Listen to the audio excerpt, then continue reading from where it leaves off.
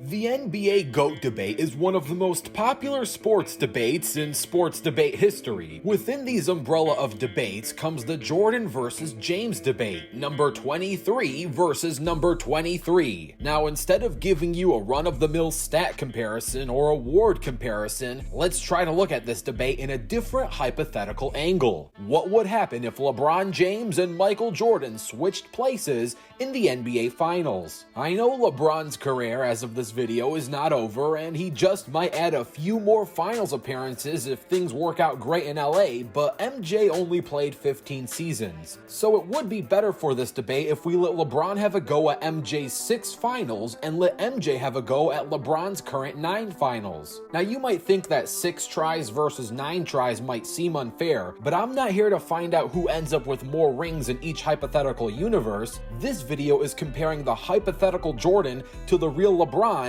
and the hypothetical LeBron to the real Jordan. So in reality, it's like 6 tries versus 6 hypothetical tries and 9 tries versus 9 hypothetical tries. So without further ado, let's rewind time.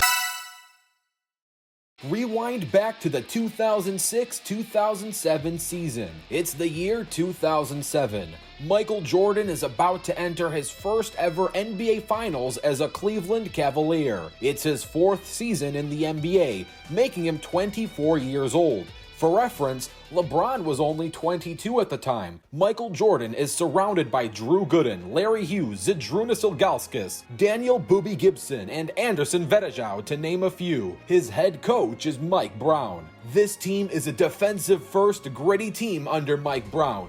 Their offense is MJ or bust. Their opponent is a 2007 Spurs team. This is probably one of the best Spurs teams in Spurs history. It includes a star-studded NBA Hall of Fame roster in their primes, which include an early prime Tony Parker, prime Tim Duncan, early prime Manu Ginobili, a young Matt Bonner, an experienced Robert Horry, to name a few. Their coach is Greg Popovich, one of the greatest NBA coaches to ever coach the game. What would likely be the outcome of this finals? LeBron at 22 got swept in these finals. When MJ was 24, he got his first MVP but lost to the bad boy Pistons in the second round in just 5 games. Because of this, I don't think MJ would have enough experience to carry such an offensively challenged team as the 2007 Cavs. However, one of the reasons why these Cavs got swept was because Coach Pop knew that the best way to beat LeBron was to turn him into a jump shooter. And at this time, LBJ's jump shot wasn't nearly as good as it is today. MJ's jump shot at 24 was better than LeBron's at 22. Plus, the last 2 games in this real series were nail-biters. The Spurs won Game 3 by only 3 points and won Game 4 by just 1 point. There is a solid chance that MJ could steal 1 or 2 of these games if they were put in a down-to-the-wire situation. Ultimately, the Spurs should win this series in 5 games. It is now 2011. Michael Jordan has took his talents to South Beach to play with NBA All-Stars and future Hall of Famers Dwayne Wade and Chris Bosh. This Miami Heat team has a star-studded starting lineup with this big 3. Now, within the LeBron James Heat era, of the 4 LeBron James Heat teams that did exist, this 2011 team was probably the weakest compared to the other 3, thanks to lack of depth in the bench and overall experience. Their opponent in this finals is an aging but skilled 2011 Dallas Mavericks team. Back in the real 2011 season, on paper, everyone outside of Cavs fans or Mavs fans were ready to crown LeBron James his first ever NBA championship. The Heat were even up 2-1 at one point in the series. However, as Skip Bayless likes to say, the chosen one became the frozen one. This is the season where LeBron got his bad and likely unfair reputation as a choker and non-clutch player. LeBron in these finals was a no-show in the 4th quarter, scoring 8 total points in Game 4. In this hypothetical 2011 season, MJ would be 28 28 years old. I cannot, by no means necessary, imagine a 28-year-old Michael Jordan only scoring 2 points in the fourth quarter of an NBA Finals or only scoring 8 points in an NBA Finals, especially if he was playing alongside 2 other NBA All-Stars, making it nearly impossible for him to be successfully double-teamed. Hypothetically speaking, MJ and the Heat should win this series in 5 games, and MJ should get his first ever hypothetical NBA ring and Finals MVP.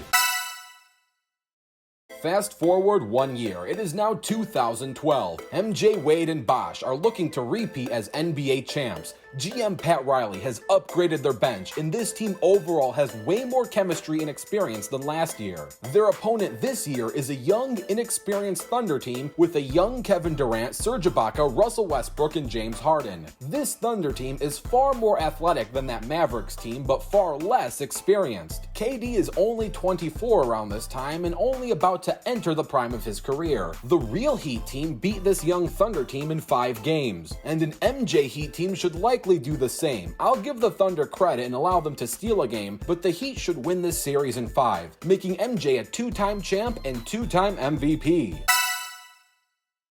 MJ, Wade, and Bosh are now looking to three-peat. Also, MJ gets a shot of redemption against a former team that beat him in the hypothetical finals. So you know he's going to be extra motivated and hungry. This Spurs team is a very good Spurs team, but most key players are on the back ends of their primes or on the slight decline. Now some are about to enter their prime like Kawhi Leonard. This hypothetical 2013 Miami team has even more added depth with Ray Allen, and the real Heat did beat the Spurs team in 7 tough games. This Spurs team should put up a good fight, but the strategy of trying to turn a prime MJ into a jump shooter is likely going to fail. The Heat should win this series in 6 games, and Jordan will become a 3-time champ and 3-time Finals MVP.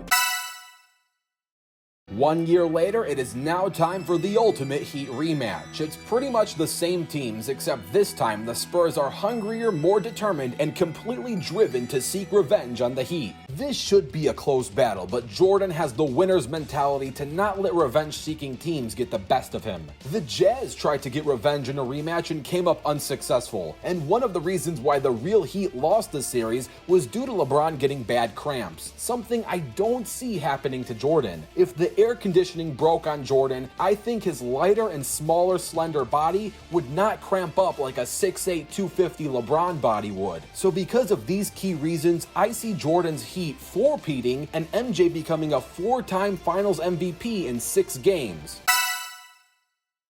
MJ finally returns home to the Cavs in classic fashion. He made a promise to win at least 1 NBA championship for his original team, and he is determined to accomplish this goal. His new roster starts off with a star-studded team that includes Kyrie Irving and Kevin Love, but in the finals he's going to be cut short as Kevin Love is out and Kyrie only plays 1 game, being the first game in the finals. MJ's starting lineup really only includes Timofey Mozgov, J.R. Smith, Tristan Kardashian, and Matthew Dellavedova. They are going up against a Warriors team with 3 All-Stars in Steph Curry, Klay Thompson, and Draymond Green. LeBron and his Cavs took this team to 6 games and was once up 2-1 with a home court advantage. If LeBron won that Game 4, he would have been up 3-1 and likely win the series. The problem is LeBron was gassed out at this point, had no stamina. Game 4 and beyond, these were not close games, they were blowouts or comfortable wins for the Warriors. The question here is, if MJ had a 2-1 lead at home for Game 4, would he seize the opportunity to go up 3-1,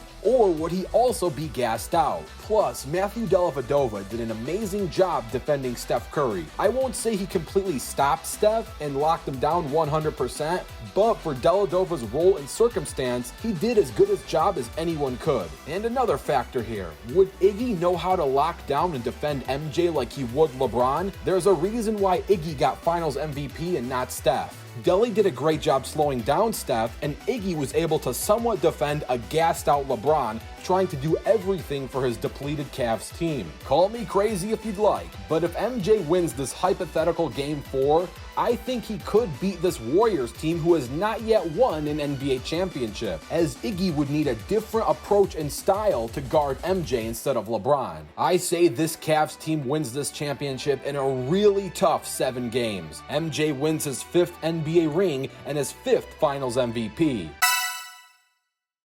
1 year later, it is now time for a fully healthy rematch, and the Warriors are pretty much the same team, but now with determination to try and get revenge. They are a 73-9 team with the best record in NBA history, though getting this record did cost them a ton of energy and stamina. I say MJ, with even more help than last year, wipes this Warriors team in 5 games. MJ cannot for any reason be double-teamed on a team that has a healthy Kyrie and Kevin Love. MJ wins ring number 6 and his 6th Finals MVP.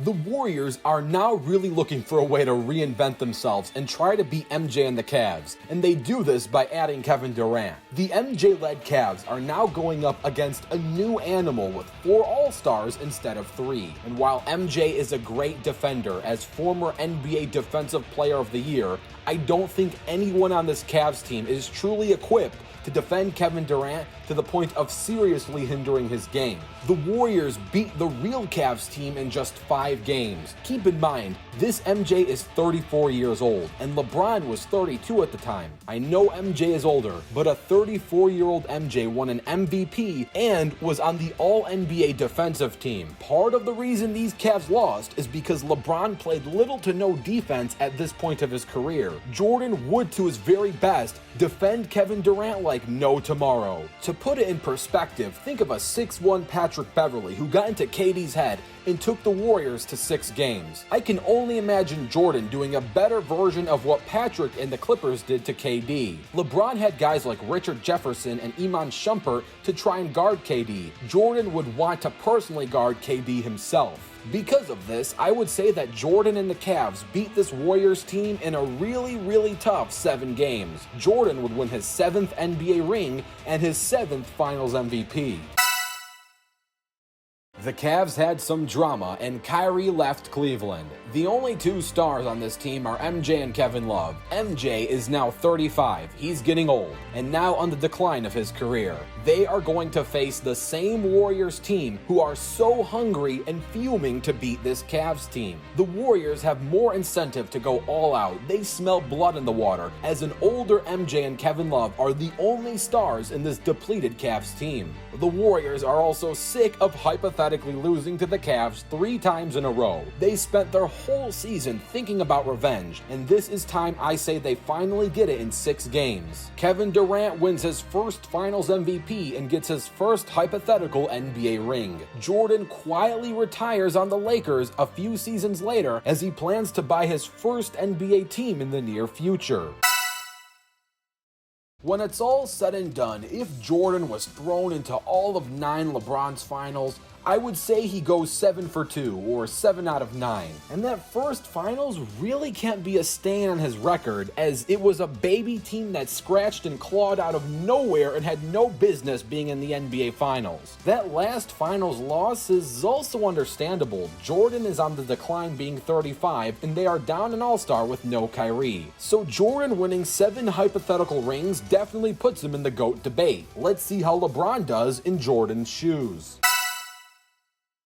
Welcome to the 90s. Only 90s kids from an alternate universe will remember this series. LeBron James and the Bulls versus Magic Johnson and the Lakers. LeBron James is entering his first ever NBA Finals. It's his 7th season in the NBA, making him 25 years old. LeBron is surrounded by NBA All-Star and future Hall of Famers Scottie Pippen, elite NBA talent in Horace Grant, John Paxson, and Bill Cartwright. His coach is one of the greatest coaches to ever coach, Phil Jackson. Phil will put LeBron in the triangle system. This is unique for LeBron since nearly all of his career, LeBron had to orchestrate his own offense. He was his own unique system. The Bulls will be facing a depleted and older Laker team. Kareem Abdul-Jabbar has been long retired, and this is Magic's last season in the NBA at 31 due to health reasons. However, This Lakers team is an all-time great team, with Magic still physically a powerhouse. And this team includes high-level players like Sam Perkins, James Worthy, and AC Green, to name a few.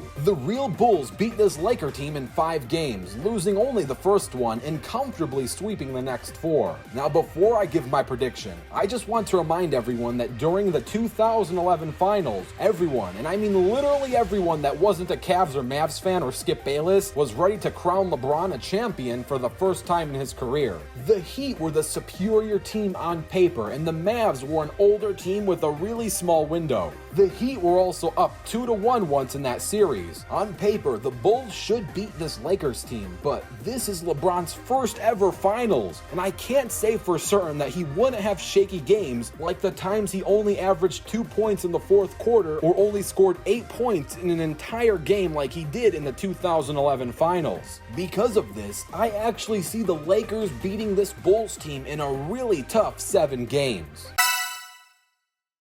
LeBron returns after a tough summer of media criticism. A 39-year-old Skip Bayless is probably boasting multiple hit pieces with joy on LeBron for the KLIF station back in '91. LeBron has the experience of what it's like to be in the finals and is now more hungry to get over this hill and win a chip. This team, for the most part, is the same, but with more experience and better chemistry. Their opponent is a gritty, defensive-minded Portland Trail Blazers team led by Clyde Drexler, Terry Porter, Clifford Robinson, and Danny Ainge. They say defense wins championships. Well, this Blazers team had no successful way to defend Michael Jordan. MJ averaged 35.8 points in the series, and Scottie averaged 20.8. LeBron should have an easy time putting up similar numbers, considering that Clyde, who was bigger than MJ and played the same position as him, had a tough time trying to guard him and outscore him. He is not going to have an easy time trying to guard someone bigger and stronger than him.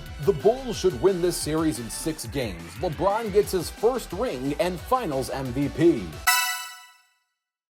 Charles Barkley is coming. Forget the donuts. Barkley wants rings on his fingers, not donut holes. Barkley is surrounded by Kevin Johnson, Richard Dumas, and Danny Ainge. LeBron has a fairly similar team as last year, just with way more experience and chemistry. In the real series between the two teams, Game 6 came down to the wire, and the Suns only lost by 1 point. MJ averaged a whopping 41 points per game in this series. LeBron's highest point per game average in the finals was 35.8, and that was when he was virtually alone on an injured 2015 Cavs roster. Of course, LeBron doesn't have the same scorer's mentality as MJ, but under Phil Jackson's triangle, LeBron's role would be to score first and find the best available play second. LeBron would be very good under these conditions, but he wouldn't flourish in the same way MJ would. I think the Suns would indeed put up a good fight, but I find it hard for what would be an experienced LeBron James to give up ground against a team with little to no finals experience. LeBron gets his second ring and second Finals MVP. LeBron has returned to the finals after a small semi-retirement and 2 awkward seasons of baseball. In this hypothetical universe, LeBron would be 31 years old, in the direct peak of his prime. This is largely the same Bulls team with Phil as the head coach and Scottie as the second option. This team would also have some new chemistry back after a flop with a 45 jersey just a year before. This Bulls team is going up against a Supersonics team that is led by Shawn Kemp and Gary Payton. This Supersonics team was actually down 0-3 in the real finals and was about to be swept, but kicked it into gear for 2 games before losing 2-4. This shows that this team didn't have the experience as it was their first finals appearance. Also, they would be facing the 72-10 Bulls, the best Bulls regular season in NBA history. Just like in our universe, I see the Bulls winning this series in 6 games. LeBron gets his 3rd ring and 3rd Finals MVP. LeBron is now 32 years old. You can argue that he's still in his prime, but this is probably the beginning of the end of his prime. It's still really good. He starts to play slightly less defense, but his basketball IQ offensively is higher than ever. This Bulls team has tons of chemistry with so much finals experience and success. They will be facing a Jazz team that has never been into the NBA Finals, led by Karl Malone and John Stockton. The real Bulls beat this Jazz team in 6 games, but 4 out of the 6 games came down to the wire. This Jazz team is defensively strong with Karl and offensively gifted with assisting and playmaking of John. Above all, this will be one of the closest series of LeBron's career, but I see the Bulls winning this series in a tough 7 games. LeBron has proven that he can be quite clutch in Game 7s, and the Bulls will have a home court advantage, which is a huge help. LeBron gets his 4th ring and 4th Finals MVP.